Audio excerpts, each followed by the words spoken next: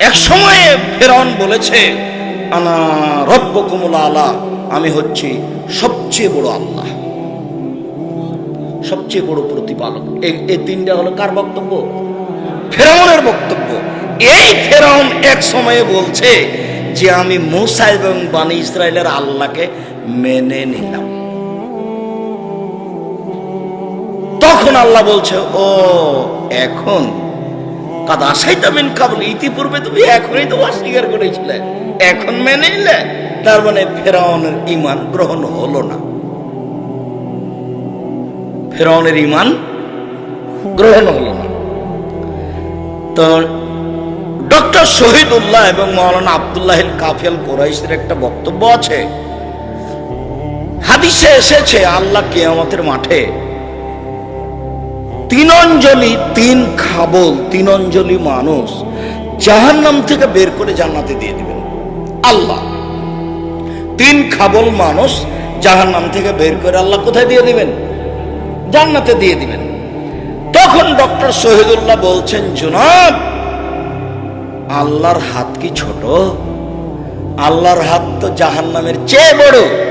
তো জাহান্নামে যা আছে সবাই জান্নাতে চলে আসবে, ফেরাউনও চলে আসবে। এটা কে বললেন? কে বললেন? ডক্টর শহীদুল্লাহ বললেন, সোলভ হাসার পণ্ডিত। তখন মাওলানা আব্দুল্লাহ কাফিয়াল কুরাইশি বললেন, জনাব, মনে রাখবেন, অন্তরে ঈমান থাকবে না যার, অঞ্জলিতে আসার সুযোগ হবে না তার। জনাব, মনে রাখবেন, অন্তরে ঈমান থাকবে না যার, খাবলে আসার সুযোগ হবে না তার। চাঁপানেমঞ্জের ভাষা, অন্তরে ঈমান থাকবে না যার, অঞ্জলিতে আসার সুযোগ হবে না তার। তোর ঈমান যদি না হয় তাহলে হবে না। বিচারের মাঠে হিন্দু আর ইহুদি খ্রিস্টানদের নেকি পাপ ওজন হবে না। যারা শিয়া, যারা কাদরিয়া, যারা জাবরিয়া, যারা মুজাসসামা, যারা জাহামিয়া, এদের দাড়ি পাল্লা হবে না। কেননা দাড়ি পাল্লা মানে হলো একদিকে একটা 5 কেজি ওজনের পাথর থাকতে হবে আর একদিকে ধান থাকতে হবে, তাহলে তো মাপ হবে। তাই একদিকে এক পাল্লায় থাকতে হবে পাপ আর এক পাল্লায় থাকতে হবে নেকি।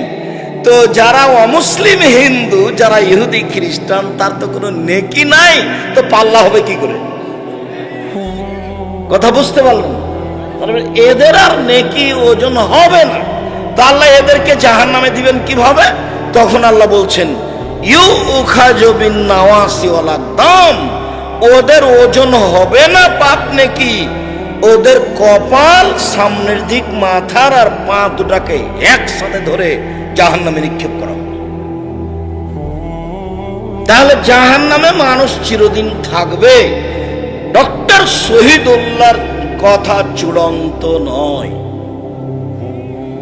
মাওলানা আব্দুল্লাহ কাফিয়াল কুরাইশি রাহিমাহুল্লাহর কথাই চূড়ান্ত। জাহান্নামে মানুষ চিরদিন থাকবে। যাদের পাপ নেকি ওজন হয়ে নেকি কমে গেছে, জাহান্নামে চলে গেছে, এরা কোনোদিন না কোনোদিন জাহান্নাম থেকে বের হয়ে যাবে। কিন্তু ওজন করতে গিয়ে কমে গেছে নেকি, সেই জন্য কোথায় চলে গেল? এখন জাহান্নামে চলে গেল। তো জাহান্নামে থাকতে ওর যে নেকি, আল্লাহ ওটা আমানতের খেয়ানত করবেন না। যার যা নেকি সেটা আল্লাহ নষ্ট করবেন না। আল্লাহ রাগ দেখানোর কোনো প্রয়োজন নেই তার। যাক, তুই অত বড় পাপী, তোর এক নেকিও রাখবে না, তো বাতিল করে দিলাম, যা। আল্লাহ এরকম কাজ করবেন না। তো তাহলে তো ওজনে যখন কমে গেছে নেকি, তখন জাহান্নাম চলে গেছে। তো কিছু তো ছিল নাকি? তো কিছু যেহেতু ছিল, কাজে 200 বছর, 50 বছর, 1 বছর, কোনোদিন না কোনোদিন ও জাহান্নাম থেকে বের হয়ে জান্নাতে যাবে। বুখারী মুসলিম, জি, সাজা খাটার পর বুখারী মুসলিমে ওদের নাম এসেছে জাহান্নামী। ওদের নাম কি এসেছে? জাহান্নামী। ওদের নাম এই নামই ডাকা হবে, ও জাহান্নামীরা শোনো। মানে জান্নাতে চলে গেছে, তবু জান্নাতে চলে গেছে, তবুও কি নাম? জাহান্নামী নামটা পড়ে গেছে। তো উপস্থিত বৈঠকের দিনী মুসলিম বোন, দিনী মুসলিম ভাই, যে মানুষ বেশি জায়গা পেলেন না, আমি আব্দুর রাজ্জাক বিন ইউসুফ অনেক কষ্ট করে এসেছি গত রাত্রে, যদিও আমি বাড়িতে এসেছি, তারপরেও আমি গত রাত্রে 2টা প্রোগ্রাম ছিল, জোর করে প্রোগ্রামটা চাপানো হয়েছিল, তাই দিনে ছিল সেই কোথায় আসামের পাশে ভুরুঙ্গামারি, ওখান থেকে এসেছিলাম লালমনিরহাট। লালমনিরহাটের প্রোগ্রাম শেষ করে রংপুর শহর দিয়ে পার হচ্ছিলাম, তখন যারা খেলেনি তো যারা খেলা দেখছে এদের অবস্থা এটা দেখলাম। এরপরে প্রতিষ্ঠানে এসে কিছু কাজ টাজ, তারপরে আমি এসেছি। আমি আপনার বাড়ির মানুষ এসেছি, আপনি জানেন যে আমি আব্দুর রাজ্জাক বিন ইউসুফ এসেছি, তারপরে আপনি বাড়ি চলে গেলেন কেন? আপনি কি নিজের ঘরের মানুষকে অপমান করতে চান? তা আপনি রাস্তায় দাঁড়িয়ে আছেন কেন? এই ছেলে, বোকা ছেলে, তুমি রাস্তায় দাঁড়িয়ে আছো কেন? তোমার শরম হয় না? তোমার লজ্জা হয় না? তোমার ইতস্তবোধ হয় না? আসলেই তোমার লালন পালনের ত্রুটি আছে। এই ছেলে, তুমি যাকে মা বলেছে সে তোমার মা নয়, এ তোমার খালা। ভুল বুঝেছ, আজকে এটাই প্রমাণ করবো, তারপরে আমি আলোচনায় যাচ্ছি। তুমি এসে চলে গেলে কেন? যারা আমার দিনী ভাই বোন দাঁড়িয়ে আছে তারা অপরাধ করলো কি? তুমি চলে গেলে কেন? তুমি কেন রাস্তায় হাঁটছো? তুমি কেন বাড়ি চলে গেলে? কেন যাবা? কেন যাবা? আমি আব্দুর রাজ্জাক বিন ইউসুফ তোমার বাড়ির মানুষ এসেছি, তুমি তো আসবা এখানে হিন্দু এসে বসে থাকবে? আমাদের ছেলেরা, আমাদের বাড়ির আব্দুর রাজ্জাক বিন ইউসুফ এসেছে, চলো যাই, কি বলছেন শুনে আসি। আমাদের ছেলে, আমাদের ভাই, আমাদের ঘরের মানুষ। মনে রেখো তুমি, আমি আব্দুর রাজ্জাক বিন ইউসুফ জাতির যদি রাস্তাঘাট করে দিতে না পারি, জাতির যদি স্কুল কলেজ করে দিতে না পারি, জাতিকে চূড়ান্ত সঠিক ধর্ম দিতে পারবো ইনশাআল্লাহ। ধর্মের ব্যাপারে জাতিকে ফাঁকি দিয়ে পরকাল হারাতে রাজি নই। 26 বছর থেকে ফতোয়া লিখি, 26 বছর থেকে। একাধিক বই পুস্তক আছে, যা তুমি দেখতে পাচ্ছ, সব এগুলো আরো আছে। তোমাদের কাছের ভাই আব্দুল্লাহর জন্য সবাই দোয়া করি, আমরা দোয়া করি যে আল্লাহ ওদেরকে অনেক বড় করুক। মানে লাতিফ মানে এইটা অর্থ তা আমিও কোনোদিন বুঝতে পারিনি। লাতিফ মানে হলো, যেটা বললো, আমি তখন ঘরে বলছে যে আমি যে খুব ব্যথিত, এটা কে বুঝবে? আমার ভাই তত বুঝতে পারবে। আমার ভাই বলবে, যাকে তোর বউ মরে গেছে, তুই ঠান্ডা হ, আল্লাহ ধৈর্য ধারণ কর। তো বউ মরে গেছে, ওটা আমারটা কি ও বুঝলো? তোকে থুয়ে গেল সবকিছু, ও তো আমারটা বুঝতে পারলো না, খালি আমাকে সান্ত্বনা দিল। আমার বাপ মরে গেছে, তো আমার গ্রামের চাচারা এসেছে, বলে থাকবে না, তুই ধৈর্য ধারণ করবে, তোর চাচা, তোর বাপ মরে গেছে, একটু ধৈর্য ধারণ করে লাগবে। তা আমার ব্যথা কি ও বুঝলো? এটা পৃথিবীতে কেউ কাউকে বুঝাতে পারবে না।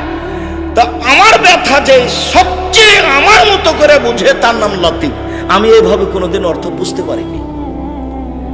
আমার 16 বছর ছাত্র জীবন, 32 বছর 34 বছর শিক্ষক জীবন, আর 32 বছর বক্তব্যের জীবন, আর 26 বছর থেকে ফতোয়া লিখি, আর 6 বছর থেকে নিজে ফতোয়া বোর্ড পরিচালনা করি। ফতোয়া বোর্ডে 12 জন মুফতি বসেন, বড় বড় বিদ্বান, তারা যারা দেশ বিদেশ থেকে পড়াশোনা করে এসেছে। এই ফতোয়া বোর্ড আমি পরিচালনা করি। আমি আপনার ঘরের মানুষ, আপনি আমাকে নিজের ভাইয়ের মতো ভালোবাসেন, এটাই আমি চাচ্ছি। নিজের ছেলের মতো করে ভালোবাসেন, এটাই আমি চাচ্ছি। দিনের ব্যাপারে আপনি আমাকে জিজ্ঞাসা করেন, দিন ধর্মের ব্যাপারে আমি আপনার সাথে একসাথে হয়ে, এক ভাই হয়ে, এক ভাতিজা হয়ে, এক চাচা হয়ে, অন্তর থেকে কাছে হয়ে ফতোয়া দিব ইনশাআল্লাহ। আর মানুষ হিসেবে ভুল থাকতে পারে, যেটা ফতোয়া দিয়ে দেবো সেটা এইভাবে উল্টে ধরা কিয়ামত পর্যন্ত সম্ভব নয়। তবে মানুষ আমি যেটা বলছি সেটাকে উল্টে ধরা সহজ নয়, খুব কঠিন। তবে আমি মানুষ।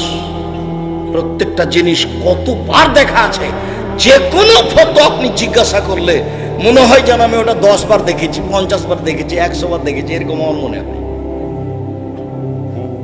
তখন ওটা বলতে আমাকে সময় লাগে না, আমি কাজই এটা করি। বক্তব্য দিই, একটু কলমে লিখি, ফতোয়া ঠিক করি, এটাই। অন্য আর কিছু করার আমার পরিবেশ আসেনি। আলহামদুলিল্লাহ, এটাকে আমি ভালোই মনে করছি। আর আমি যে বলি যে জাতির যদি রাস্তাঘাট করে দিতে না পারি, কলেজ স্কুল করে দিতে না পারি, কে বললে পারি না? আলহামদুলিল্লাহ, জামিয়া সালাফিয়া ডাঙ্গিপাড়া পাওয়া রাজশাহী 26 থেকে 30 বিঘা জমির উপরে, জামিয়া সালাফি রূপগঞ্জ নারায়ণগঞ্জ 51 বিঘা জমির উপরে, জামিয়া সালাফিয়া আপনার বড়ি যেটা দিনাজপুর সেটা 20 বিঘা জমির উপরে, জামিয়া সালাফিয়া যেটা গড়তে যাচ্ছে বরিশাল সেটা শহরের পাশে 7 বিঘা জমির উপরে, জামিয়া সালাফির জমি রেডি আছে চট্টগ্রামে, জমি রেডি আছে ফরিদপুরে, জমি রেডি আছে নোয়াখালীতে, জমি রেডি আছে কুষ্টিয়াতে, জমি রেডি আছে ময়মনসিংহে, জমি রেডি আছে সিলেটে। এসব জায়গাতে জামিয়া সালাফে গড়বে ইনশাআল্লাহ, সময়ের ব্যবধান। আমি চাঁপাইনবাবগঞ্জের মানুষ মানে আপনার বাড়ির মানুষ। দিন রাত আমি বলি চাঁপাইনবাবগঞ্জের মানুষ, চাঁপাইনবাবগঞ্জের ভাষাতে বলে, কালকে কতবার বলেছি যে তোকে তো দিতে হবে, তোর বাপকে দিতে হবে, এই ভাষা তো এখানকার। যখন আপনি আমার বিরুদ্ধে থানাতে কিছু বলতে চান তখন আমার যে কত কষ্ট হয়, আমি তখন আমার মনে পড়ে যে আমি আসলে তাকে বুঝাতে পারলাম না।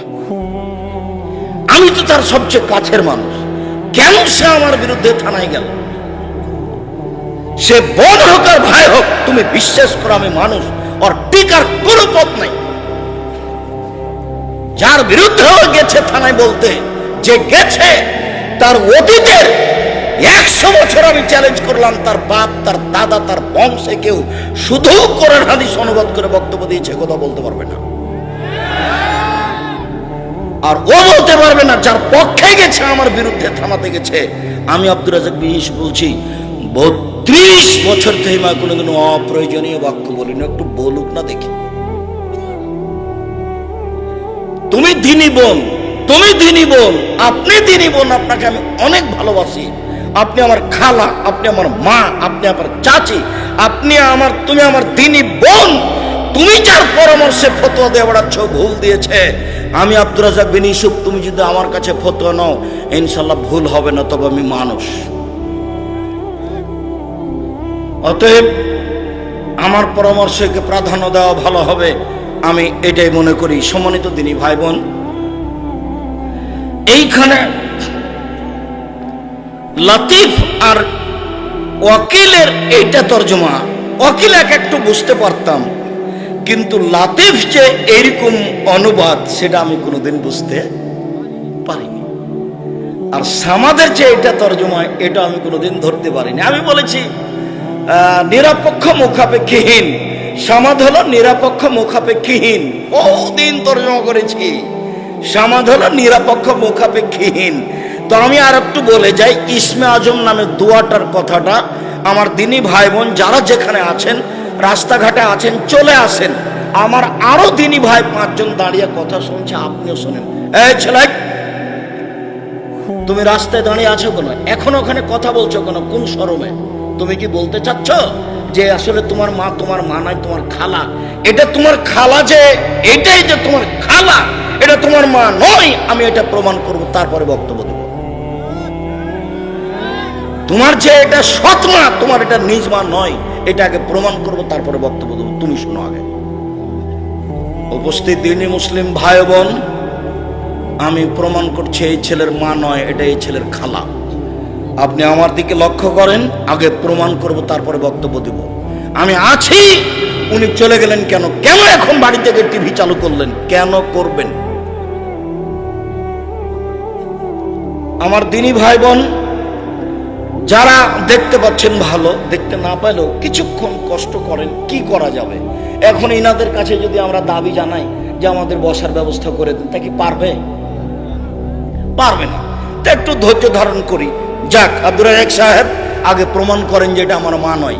আচ্ছা ঠিক আছে, আমি এটা প্রমাণ করি, তারপরে কথা। জাবের রাদিয়াল্লাহু তাআলা আনহু বলেন যে আমরা রাসূলের সাথে একবার যুদ্ধ করে আসছিলাম, মদিনায় ঢুকবো। ঢুকতে না ঢুকতে তিনি বলছেন, এই থামো, এই সবাই এখানে থামো, আমরা রাতে এখানে থাকবো, সকালে মদিনায় ঢুকবো। তো আর নবী, আমি নতুন বিবাহ করেছি, আমাকে বাড়ি যেতে অনুমতি দেন। আমি এটুকু বলতেই আল্লাহ রাসূল বলতে লাগলেন, ও তুমি নতুন বিবাহ করেছো, বিকরানাম সাইয়্যিবা, তুমি কুমারী মেয়ে বিবাহ করেছো না তালাক প্রাপ্তা মেয়ে বিবাহ করেছো? তুমি অবিবাহিতা মেয়ে বিবাহ করেছো না তালাক প্রাপ্তা মেয়ে বিবাহ করেছো? তখন আমি বললাম সাইয়্যিবা, আমি তালাক প্রাপ্ত মেয়ে বিবাহ করেছি, ওর আগে বিবাহ হয়েছিল, তার স্বামী তাকে ছেড়ে দিয়েছে, আমি তাকে বিবাহ করেছি। তো এইটুকু বলতেই আল্লাহ নবী বলছেন, হাল্লা বিক্রাম তোলায় বাহা তোলায় বোকা, তুমি কুমারী মেয়ে কেন বিবাহ করলে না? তুমি তার সাথে খেলতে, ও তোমার সাথে খেলতো। তুমি অবিবাহিতা মেয়ে কেন বিবাহ করলে না? তুমি তার সাথে খেলতে, ও তোমার সাথে খেলতো। তুমি কুমারী মেয়ে কেন বিবাহ করলে না? তুমি তার সাথে খেলতে, ও তোমার সাথে খেলতো। আল্লাহ নবী এই কথাগুলি বললেন। তখন জাবের বলছেন, তাহলে শোনেন, আমি তালাক প্রাপ্ত মেয়ে কেন বিবাহ করলাম? আমার বাপ উহুদের যুদ্ধে শহীদ হয়েছেন 6 জন মেয়ে রেখে, আমার 6 জন বোন আছে। আমার বোনদের সমবয়সের মেয়েকে আমি বিবাহ করিনি 4টা কারণে। আল্লাহর নবী, আমার বাপ উহুদের যুদ্ধে শহীদ হয়েছেন, 6 জন মেয়ে রেখে আমার 6টা বোন আছে। আমার বোনদের সমবয়সের মেয়েকে আমি বিবাহ করিনি 4টা কারণে। আল্লাহর নবী, আমার বাপ উহুদের যুদ্ধে শহীদ হয়েছেন 6 জন মেয়ে রেখে, আমি আমার বোনদের সমবয়সের মেয়েকে বিবাহ করিনি 4টা কারণে। এই 4টা কারণই হচ্ছে আমার মায়ের জন্য, তোমার মায়ের জন্য, সবার মায়ের জন্য। এই 4টা কারণ, এই 4টা কারণ যদি মায়ের মধ্যে থাকে তো এটা মা, আর যদি না থাকে তাহলে এটা খালা। আমার স্ত্রী যেন আমার বোনদেরকে শিষ্টাচার শেখাতে পারে, শিষ্টাচার। এই কারণে আমি তালাক প্রাপ্ত মেয়ে বিবাহ করেছি। অবিবাহিতা মেয়েগুলো জানবে না, বুঝবে না, তাই আমি তালাক প্রাপ্ত মেয়ে বিবাহ করেছি, যাতে করে আমার বোনদেরকে শিষ্টাচার শেখাতে পারে, শিষ্টাচার। আম্মু, রাস্তায় হাঁটলে এক পাশ দিয়ে হাঁটিও, শিষ্টাচার। আম্মু, বাড়ি থেকে বের হওয়ার সময় সালাম দিয়ে বের হয়ো, শিষ্টাচার। আম্মু, ডান পায়ের জুতা পরার সময় ডান পায়েরটা আগে পরিও, খোলার সময় বাম পায়েরটা পরে খুলিও, শিষ্টাচার। আম্মু, বিছানায় শোয়ার সময় ডান কাতে দোয়া পড়ে শুয়ো, শিষ্টাচার। আম্মু, গিলাস ডান হাতে ধরে পানি খায়, বাম হাতে ধরিও না, আম্মু বাম হাতে শয়তান ধরে, শিষ্টাচার। তোমার চাচা, বাপ, দাদা কেউ বিদায় হলে বলিও, আস্তাগফিরুল্লাহ দীনাকা ওয়া মানাতাকা ওয়া আখিরা মালিক ওয়া যাওয়াদাকা লাতাকা ওয়া গাফারা যামবাকা ইস্তালাকাল খায়রা আইসমা কুনতা। এই দোয়া পড়িও, টাটা বাই বাই বলো না। এটা হলো অনইসলামিক শিষ্টাচার। মোবাইলে রিং হচ্ছে, আম্মু যদি চিনতে পারো হিন্দু তাহলে বলিও ধন্যবাদ। কি বলছিলেন জনাব? যদি চিনা না যায় তাহলে হ্যালো বলিও না, বলবা আসসালামু আলাইকুম। হ্যালো বলে কুকুরকে ডাকে, আসসালামু আলাইকুম। চিনতে পারো আর না পারো, ডম হোক, চামার হোক, হাড়ি হোক, মেথর হোক, মুচি হোক, যে হোক না কেন, যখন তুমি চিনতে পারলে না তখন বলবে, তুমি অন করে দিয়ে কি বলবে? আসসালাম। আমি কোনোদিনই হ্যালো বলি না, তুমি আমার সাথে কথা বলে দেখো একদিন। আমি এটা করি না, এটা আমার জীবনের মধ্যে নেই। তবে মানুষ কোথাও ভুল থাকতেও পারে। আমি কোনোদিন দোকানপাটে চায়ের স্টলে বসি না, আমি এ যাবৎ কোনোদিন চায়ের স্টলে বসিনি। জামিয়া সালাফের ভিতরেও চা বিক্রি হয়, আমি ওখানে দাঁড়িয়ে বলছি, এই ছেলে ঠিক মতো চা করো তো। যদি মানুষকে ঠকায় না খবরদার, যদি আমি শুনতে পাই তাহলে তোমাদের বলবো বাড়ি চলে যাও, বাড়ি চলে যাও, এখানে থাকতে হবে। আমাকে তখন অনুরোধ করে যে একটু বসেন, একটু বসেন, এক চাপ চা খাই। ও জীবনে কোনোদিন বলতে পারবে না আব্দুর রাজ্জাক সাহেব আমার এখানে সামনে বসেছে আর এক কাপ চা খেয়ে, যেটা বলতে পারবে না। গ্রামে, বাড়িতে, কোনো জায়গাতে নেই, জীবনে চায়ের স্টলে বসিনি কোনোদিন বসিনি, ওটা ঘটেনি। 16 বছর ছাত্র জীবন আছে। 1976 সালে আমি সর্বপ্রথম নাচল পড়তে গেছি, যখন নাচর পড়তে গেছি, সর্বপ্রথম যখন আমি নবাবগঞ্জ ট্রেন স্টেশনে এসেছি, যে আমাকে নিয়ে যাচ্ছে সে আমাকে বলছে, যখন খুব শব্দ করে দমদম দমদম শব্দ করে ট্রেন আসলো, তখন বলছে চুপচাপ থাকবি নইলে ট্রেন ধরে নেবে। মনে হচ্ছে এখনই বলছে। তো যখন গাড়িতে উঠে কথা বলছে, তো আমি বলছি তুমি যে কথা বলছো তোমাকে ধরে না। আর এইখানে একটা ট্রেন স্টেশনের সামনে একটা ইয়ে ছিল, বড় পাকুড় গাছ ছিল। চাঁপাইনবাবগঞ্জ ট্রেন স্টেশনের সামনে একটা বড় পাকুড় গাছ ছিল। একটা লোক বলছে এখন ওই ফুটপাতে ওষুধ বিক্রি করবে। তো সে লোকটা বলছে আমার বাড়ি কানসাট। কানসাটের অর্থ এ নয় যে আমি কান সাটতে বলিনি, মনে হচ্ছে এখনই বলছে। এটা 76-77 সালের ঘটনা হবে। তখন আমি জানি না কানসাট কোথায় আছে, তখন আমার জানা নেই। পায়ে হেঁটে বাড়ি থেকে দেবীনগর থেকে চাঁপাইনবাবগঞ্জ এসেছি, এখানে সাথে সাথে এসেছি, এটা আমার জানা আছে। লোকটা বলছে আমার বাড়ি কানসাট, মানে আপনাদেরকে আমি কান সাটতে বলিনি। তখন আমি জানি না কানসাট কোথায়। সম্মানিত দিনী বোন, সম্মানিত দিনী ভাই, আমি আপনাকে অনুরোধ জানাচ্ছি যে তোমার মা, আপনার স্ত্রী যদি ছেলে মেয়েকে শিষ্টাচার শেখাতে না পারে, তাহলে এটা মা নয়। তোমার মাথায় খেলোয়াড়দের মতো করে চুল আছে, ছাতা চুল ছেটেছ, চতুর্দিক চাঁচা আছে, বলো তো এটা কোন শিষ্টাচার? ইহুদি খ্রিস্টানের শিষ্টাচার। তোমার প্যান্টটা টাকানোর নিচে আছে, বলো তো এটা কোন শিষ্টাচার?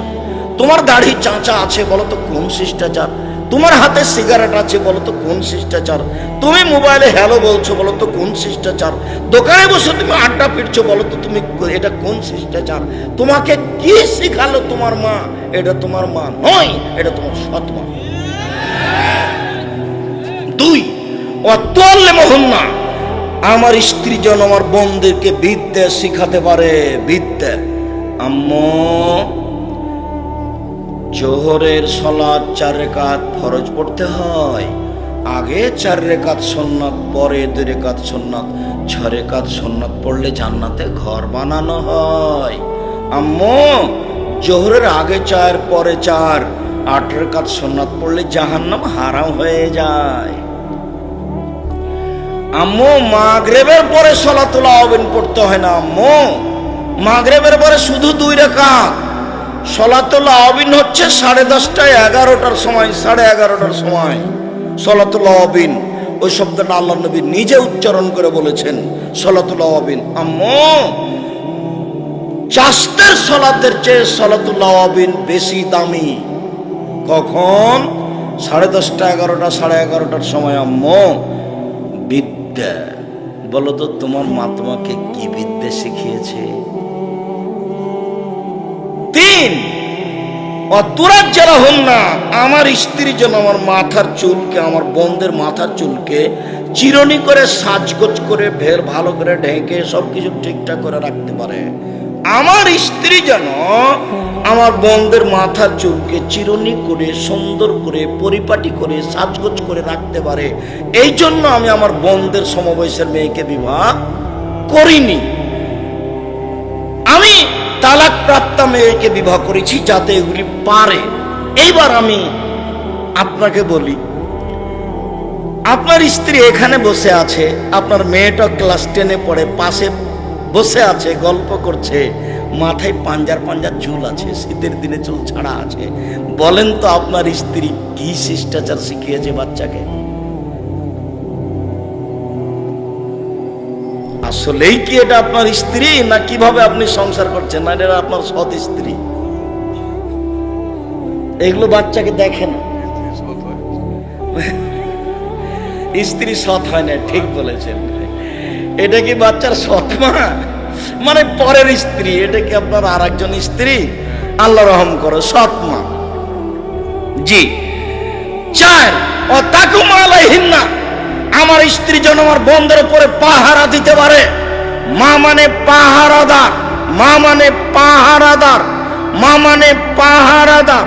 চাঁপাইনবাবগঞ্জে একটা ফ্যাক্টরি খোলা হয়েছে, মালিক 3 জন গার্ড পাহারাদার রেখেছেন। সকালে শুনলেন ঠিক মতো রাতে পাহারা দেয়নি, ঘুমিয়েছিল। মালিক সকালে তাকে বিদায় করে দিবে। আপনার স্ত্রী আপনার বাচ্চার উপরে পাহারা দেয়নি, এখন আপনি স্ত্রী কি করবেন দেখেন। আমি তালাক দিতে বলিনি, তবে স্ত্রী যদি পরিবারকে দেখতে না পারে তাকে তালাক দেওয়া ভালো, এটা আমার পরামর্শ। মা হলে চারটে জিনিস লাগে। এই ছেলে, তোমার এটা মা কিনা তুমি আমাকে বলবা। এক, শিষ্টাচার। দুই, বিদ্যা। তিন, চিরুনি। চার, পাহারাদার। তোমার মা তোমার জন্য এবং তোমার বোনের জন্য শিষ্টাচার শিখানোর দায়িত্বশীল মহিলা। দুই, বিদ্যা শিখানো। তিন, সাজগোজ করে মাথা চিরুনি করে পরিপাটি করে মেয়ে বড় হলে ঢেকে রাখার দায়িত্ব তোমার মায়ের। চার, তোমার মা পাহারাদার। পাহারাদার মানে গতকালকে বিকাল 2টার সময় স্কুল থেকে এসেছিল মেয়ে, আজকে 2:20 এসেছে। ওই সময়তে আপনার মা, এই ছেলে তোমার মা আপনাকে বলছে আপনার স্ত্রী ফরজ সালাত আদায় করে সুন্নাত পড়তে যাচ্ছিল। তখন মেয়ে দরজাতে ডেড়ির মাঝে এসে বলেছে আসসালামু আলাইকুম। তখন আপনার স্ত্রী আর সুন্নাত পড়তে পাবে না। আম্মু শোনো। কি আম্মু? কালকে 2টা এসেছিলে, আজকে 2:20 বাজলো কেন? এই 20 মিনিট তল্লাশি চালাতে হবে, তাহলে এ মা। কথা বুঝাতে পারি মনে হয়? তাহলে এটা পাহারাদার। আমি ঠিক বলেছি, তোমার মা নয় এটা। তোমার মা এ কথা ঠিক, তবে আসলে মায়ের দায়িত্ব পালন করেনি। হয় খালা, না হলে সৎ মা। এ কথাই ঠিক। ও খালার স্থানে আছে, ও সৎ মায়ের স্থানে আছে। তুমি তোমার মাকে বলে দিও, আম্মা 4টে জিনিস করা লাগে মা হয়ে থাকলে। এক, শিষ্টাচার শিখাতে হবে আম্মু। দুই, বিদ্যা শিখাতে হবে আম্মু আপনাকে। তিন, বোনেরাকে আমাকে পরিপাটি করে রাখতে হবে আম্মু। দেখুন তো আমার মাথায় ছাতা চুল, ওপরে একটু আছে, চতুর্দিক চাঁচা আছে। এটার নাম কাজা, এটার নাম হারাম। এটা কি? এটার নাম কাজা, এটা হারাম। এটা কারো অনুসরণে আছে। চার, আপনি আম্মা পাহারাদার আমাদের জন্য। ভাত রান্না করে দিতে পারেনি, তার নাম পাহারাদার নয়। 20 মিনিট দেরিতে কেন মেয়ে আসলো বাড়িতে, এটা তল্লাশি চালাতে হবে, তার নাম পাহারাদার। এটা কিন্তু বুখারী মুসলিমের হাদিস। আপনি স্বাভাবিকভাবে দেখবেন না। আমি আপনার খুব কাছের মানুষের কথা বলছি, সেই জন্য আপনি স্বাভাবিক দেখতে পাচ্ছেন। এই জায়গাখানে যখন আমি বাংলাদেশের অন্য জেলাতে বক্তব্য দিয়েছি, তখন আমি আগুন বরাবর আছি। তখন মাঠ ঘাট এমন হয়ে গেছে, মনে হচ্ছে যে কিয়ামত শুরু হয়ে গেছে। এই অবস্থায় আমি এখানে থেকেছি। আমি আজকে বাড়ির মানুষ হিসাবে কথা বলছি, যার কারণে আপনি আমার অবস্থা এরকম আজ করছেন। সম্মানিত দিনী ভাই বোন, আমি আপনার ওই অংশ ছেড়ে আজকের আলোচনার প্রারম্ভে আর একটা ছোট্ট আলোচনা করতে চেয়েছি। সেটা হলো আন্তর্জাতিক ফুটবল জুয়া কিনা। আন্তর্জাতিক ফুটবল খেলা জুয়া, এ কথাই চূড়ান্ত। ধারাবাহিকভাবে আমি কয়েকটা হাদিস আয়াত পেশ করছি, আপনি দেখুন। এই ছেলে, খবরদার, কষ্ট হলেও তুমি উঠে কারো ক্ষতি করবো না, কারো গায়ে হাত দিয়ে বসে থাকবো না। একবারে প্রস্তুত হয়ে থাকো, রেডি।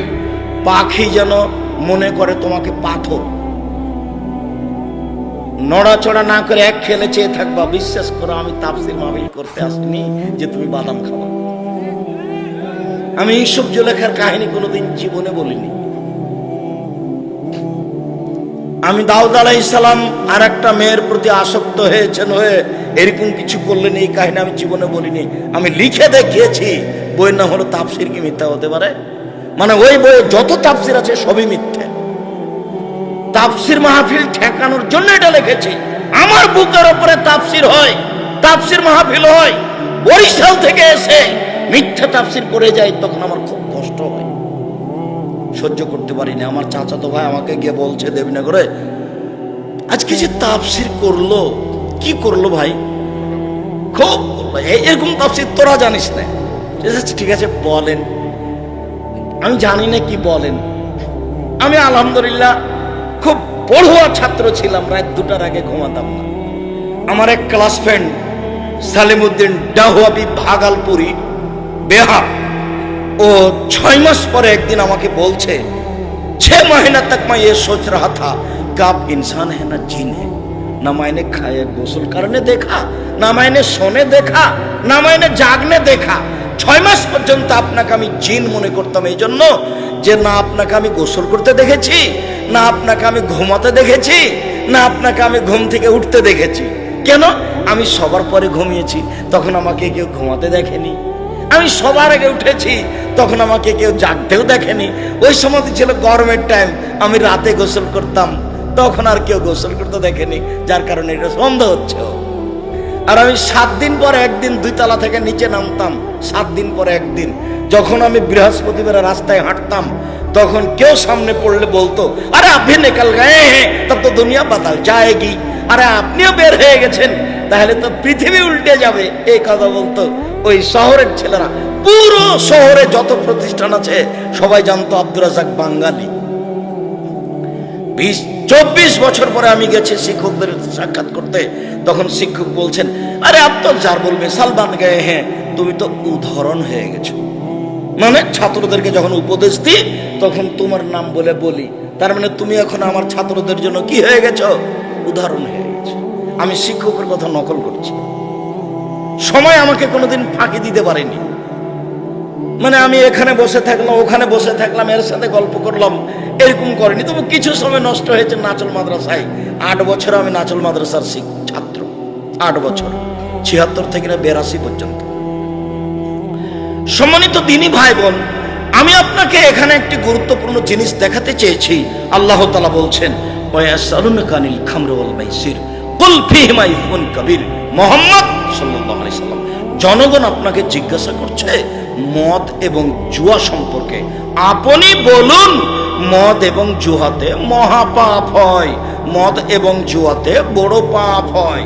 আল্লাহ তাআলা বলেন, ইন্নামাল খামরু ওয়াল মাইসির ওয়াল আনসাব ওয়াল আজলাম রিজসুম মিন আমালিশ শয়তান।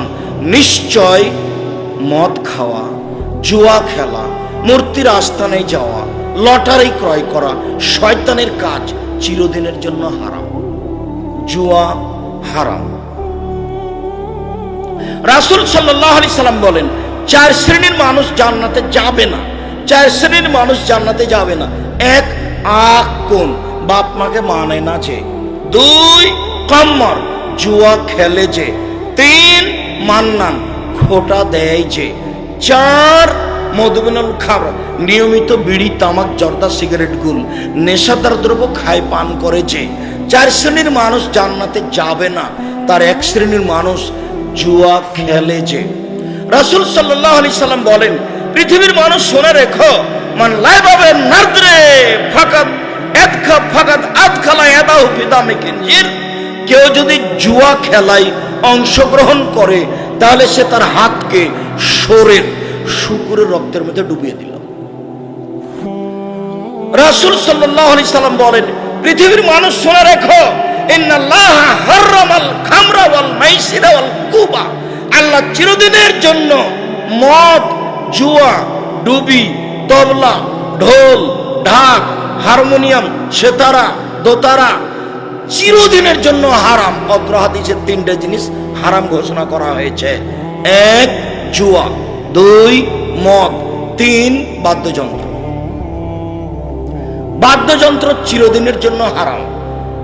সাথে সাথে রাসূল সাল্লাল্লাহু আলাইহি সাল্লাম বলছেন, দুনিয়াতে 2টা পাপ আছে, মানুষ না করেই পাপী। দুনিয়াতে 2টা পাপ আছে, মানুষ না করেই পাপী। তার একটা হলো এই, কোন মহিলা যদি সাজগোজ করে পুরুষের পাশ দিয়ে হাঁটে, কোন মহিলা যদি সাজগোজ করে পুরুষের পাশ দিয়ে হাঁটে, তাহলে ও ব্যভিচারিণী, ও ব্যভিচারিণী, ও ব্যভিচারিণী। অথচ ও জেনা করেইনি। অথচ রাসূল সাল্লাল্লাহু আলাইহি সাল্লাম কথাটা 2 বার বা 3 বার বললেন, ও ব্যভিচারিণী, ও ব্যভিচারিণী, সাজগোজ করেছে, হেঁটেছে সেই জন্য। আচ্ছা বলো তো, আমাদের দেশের থুবড়াতে ওই যে মহিলাটা বসে আছে ক্ষীর সামনে করে, মেয়েটা, সারা গ্রামের লোক তার মুখে ক্ষীর তুলে দিল, এটা কেমন কথা হলো? আল্লাহ নবী বলছেন বউ স্ত্রীর মুখে কিছু তুলে দিতে হয়, তাহলে সাদকার নেকি হয়। এ কোন ধরনের নোংরা নীতি? বুঝলাম এটা চাচা, এটা দাদা, এটা খালা, এটা ফুফু, আরে চাঁপায় নবগঞ্জের তো গোটা গ্রামই চাচা। তো সবাই যদি চাচা হয়তো পর্দা করবে কার সাথে? সবাই যদি ভাই হয় তাহলে পর্দা করবে কার সাথে? তাহলে পর্দা লাগবে না, পর্দা উঠে গেছে গ্রাম থেকে, ওটা চাচা, এটা ভাই। তো এখন ভাই নিজের ভাই না চাচা, নিজের চাচা না কি, মানুষ তার একটু ভাবে না। নিজ চাচা ছাড়া, চাচা তো নিজ চাচা তো চাচার সাথে বিবাহ যায়, নিজ চাচা ছাড়া। তার মানে আমার দাদার 2-3টে ছেলে, এরা হলো আমার বোনের নিজ চাচা। আমার দাদার নিজ ভাই আছে, আমার দাদার নিজ ভাই নাই, চাচা দাদা, ওদের ছেলেগুলো যেগুলো ছেলে মেয়ে আছে এর সাথে বিবাহ যায়। নিজ চাচাতো বোনের সাথে বিবাহ যায়, তখন নিজ চাচাতো বোনের মেয়েটা খালি বলছে মামা মামা। তো এখন মামার সাথে বিবাহ, আরে কেমন করে হয়ে গেল মামার সাথে বিবাহ হয়ে গেল ভাগ্নির? আরে ওর মাকেই তো বিবাহ করা যায়, চাচাতো বোনকে বিবাহ করা যায় নয়? তো চাচাতো বোনকেই যদি বিবাহ করা চলে, তো চাচাতো বোনের বেটিকে চলে না? তো তাহলে কেমন হয়ে গেল? চাচাতো বোনের বেটি তো দিনরাত মামা ডাকে, ডাকুক, তাতে কি আছে? বিবাহ যায় কেন? ওর মাই তো যায়, তো বেটি যায় যখন, উপরেরটাই তো যায়, তো নিচে চলে গেছে তো বাদার যাও না যায়, যে কোনো সমস্যা নাই। চট করে এই কথাটা মনে পড়লো। এখানে আমার অনেক কথা আছে, একটু পরে ফিরে আসছি। যে দুনিয়াতে দুটো পাপ আছে মানুষ না করে এই পাপী। তার একটা হলো এই, মহিলা মানুষ যদি সাজগোজ করে পুরুষের পাশ দিয়ে হাঁটে তাহলে ব্যভিচারণী ও ব্যভিচারণী ও ব্যভিচারণী, এ কথা রাসূল সাল্লাল্লাহু আলাইহি ওয়াসাল্লাম বলেন। অথচ মেয়েটা জেনা করেনি, কাজটা কত অপরাধ। রাসূল সাল্লাল্লাহু আলাইহি সাল্লাম বলছেন, পৃথিবীর মানুষ শুনে রেখো, কেউ যদি কাউকে বলে আসো জুয়া খেলি, খেলেনি, খালি বলেছে লাউকা মেরোকা, তোমার সাথে জুয়া খেলবো, আসো জুয়া খেলি, তাহলে 10 জন ফকিরকে 1.25 কেজি করে 12.5 কেজি চাউল জরিমানা দিতে হবে। বুঝা গেল না? ও জুয়া খেলেনি, খালি কি বলেছে আসো জুয়া খেলি। জুয়া খেলি এই শব্দটাই এত বড় অপরাধ। জুয়াকে কি করতে হবে? এর কারণে কাফারা দিতে হবে। কতটি কাফারা দিতে হবে? 12.5 কেজি চাউল। কয়জনকে দিতে হবে? 10 জন ফকিরকে দিতে হবে 1.25 কেজি করে। এই কথা মুহাম্মদ সাল্লাল্লাহু আলাইহি ওয়াসাল্লাম বলেন। এইবার আপনাকে আমি বুঝালাম যে জুয়া কি জিনিস, জুয়া কত বড় খারাপ। এবার একটু বলি জুয়া কাকে বলে। প্রত্যেক যেই খেলাতে টাকার হার জিত রয়েছে সেটাই হলো জুয়া। প্রত্যেক যেই খেলাতে টাকার হার জিত রয়েছে সেটাই হলো জুয়া। প্রত্যেক যেই খেলাতে টাকার হার জিত রয়েছে সেটাই হলো জুয়া। আমি খেলা বুঝতে পারি আর না পারি, যা এখন আছে, যা তখন ছিল, যা 100 বছর পরে জন্ম নেবে, প্রত্যেক যেই খেলাতে টাকার হার জিত হবে সেটার নাম কি? জুয়া। এখন দেখা যাক আন্তর্জাতিক ফুটবল খেলায় টাকার হার জিত আছে কিনা। শুধু টাকা নয়, বিলিয়ন বিলিয়ন ডলার খরচ আছে, ট্রিলিয়ন ডলার খরচ আছে, কোটি কোটি ডলার খরচ আছে। মানে পৃথিবীতে এর চেয়ে বড় জুয়া নাই, এর চেয়ে বড় জুয়া পৃথিবীতে নেই। 1, 2, এই খেলাকে লক্ষ্য করে মানুষ 2 ভাগে ভাগ আছে। ও বলছে এ যদি জয় হয় তাহলে আমি গরু জবাই করব, এ যদি পরাজয় হয় তাহলে আমি আত্মহত্যা করব। 2 ভাগ হয়ে 3 রাত কাটাচ্ছে, 2টা ভাগ সবসময় হিংসা চলছে, মুখামুখি। কোথায় খেলা? ব্রাজিলে, আপনার কাতারে, আর আমরা এখানে একজন আর একজনের সাথে লেগে আছি। শুধু তাই নয়, আরো দেখাই, সারা পৃথিবী জুড়ে যত ফেস্টুনে কাপড় কিনা হয়েছে পর্দায়, তাতে কত লক্ষ টাকার কাপড় আছে, মানুষের হিসাব নাই। ফেস্টুন কেন?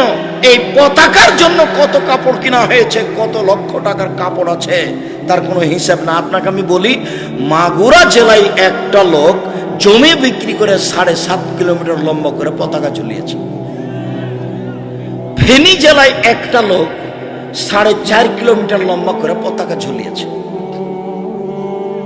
আপনাকে আমি বাস্তব বলছি। সাথে সাথে আরো এই খেলাকে লক্ষ্য করে সবাই হাততালি দিচ্ছে। হাততালি ইহুদি খ্রিস্টানদের কাজ। এই খেলাকে লক্ষ্য করে সারা পৃথিবীতে কত টিভি টেলিভিশন ব্যবহার হচ্ছে, কত খরচ আছে, সাথে সাথে কত কোটি কোটি নারী ল্যাংটা হয়ে নাচছে, সাথে সাথে সারা পৃথিবী জুড়ে কত মানুষ খেলা দেখার নামে কাতারে গিয়ে বাসা ভাড়া করে আছে। এই খবর কি জানেন?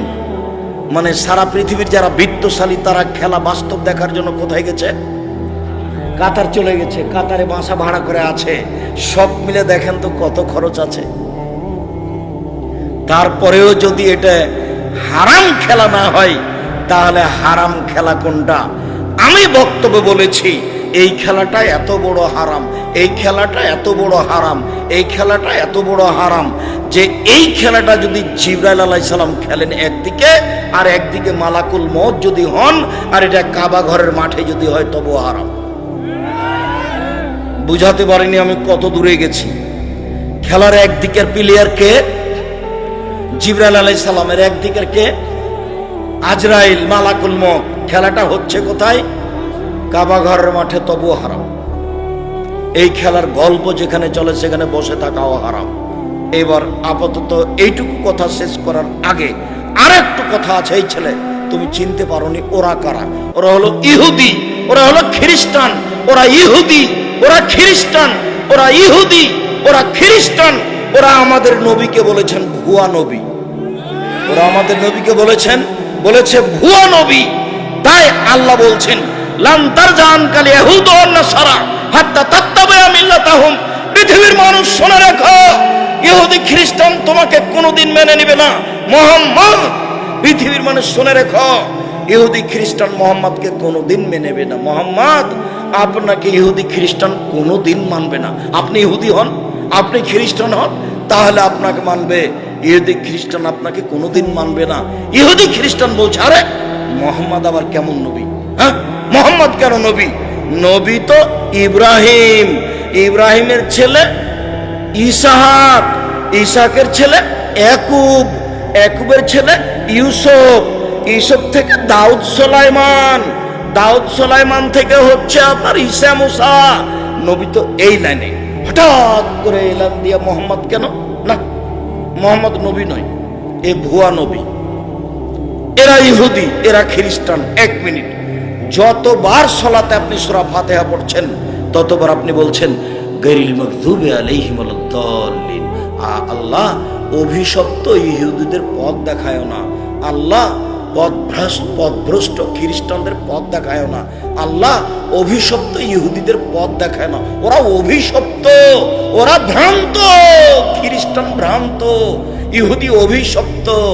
কতক্ষণ ধরে বলছি তোমাকে আমিন, তুমি আমার দোয়াটা কবুল করো। সূরা ফাতিহাতে এভাবে বলছেন। কাকে বলছেন আপনি? ইহুদি খ্রিস্টানের ব্যাপারে আল্লাহকে বলছেন এরা ইহুদি, এরা খ্রিস্টান। আল্লাহ নবী বলছেন খালিফুল ইয়াহুদা ওয়ান নাসারা, পৃথিবীর মানুষ তোমরা ইহুদিদের বিরোধিতা করো, পৃথিবীর মানুষ তারা খ্রিস্টানের বিরোধিতা করো, পৃথিবীর মানুষ তোমরা ইহুদিদের বিরোধিতা করো, পৃথিবীর মানুষ তোমার খ্রিস্টানের বিরোধিতা করো। এই কথাগুলি কে বলছেন? মুহাম্মদ সাল্লাল্লাহু আলাইহি ওয়াসাল্লাম বলছেন। এই কথাগুলি কে বলছেন? মুহাম্মদ সাল্লাল্লাহু আলাইহি ওয়াসাল্লাম বলছেন। এবার একটা খুব গুরুত্বপূর্ণ মজার কথা আছে। মুহাম্মদ সাল্লাল্লাহু আলাইহি ওয়াসাল্লাম এতগুলি বলার পরে মক্কা থেকে মদিনায় আসলেন। মদিনায় এসে দেখলেন মদিনার লোকেরা মুহররমের 10 তারিখে রোজা থাকে। মুহররমের 10 তারিখে রোজা থাকে মদিনার ইহুদি খ্রিস্টানেরা। আল্লাহ নবী জিজ্ঞাসা করলেন, আরে শোনো শোনো শোনো, তোমরা মুহররমের 10 তারিখে রোজা থাকো কেন? ইহুদিরা বলল, কেন আপনি জানেন না? মুহররমের 10 তারিখ তো বড় দিন। এই দিনে আল্লাহ ফেরাউনকে ডুবিয়ে দিয়েছেন, এই দিনে আল্লাহ মূসাকে বাঁচিয়ে দিয়েছেন, এই দিনে আল্লাহ ফেরাউনকে ডুবিয়ে দিয়েছেন, এই দিনে আল্লাহ মূসাকে বাঁচিয়ে দিয়েছেন। এই দিন তো বড় দিন, সেই জন্য আল্লাহর শুকরিয়া আদায় করে, আল্লাহ তুমি এত বড় কাজ করেছো, কি করব তোমার, আমরা শুকরিয়া আদায় করি। তাই মুহররমের 10 তারিখে সিয়াম থাকছি। তখন মুহাম্মদ সাল্লাল্লাহু আলাইহি ওয়াসাল্লাম বলছেন, আরে শোনো শোনো শোনো, শুকরিয়া আদায়ের ব্যাপারে আমি তোমাদের চেয়ে বেশি হক রাখি। আমিও মুহররমের 10 তারিখে সিয়াম থাকলাম। সঙ্গী সাথী সাহাবীগণ, তোমরাও মুহররমের 10 তারিখে সিয়াম থাকো। যেমন বলেছেন তেমনি সাহাবীগণ খেপে উঠে বলছেন, বলেন কি আপনি? মুহররমের 10 তারিখে সিয়াম থাকবো মানে? মুহররমের 10 তারিখ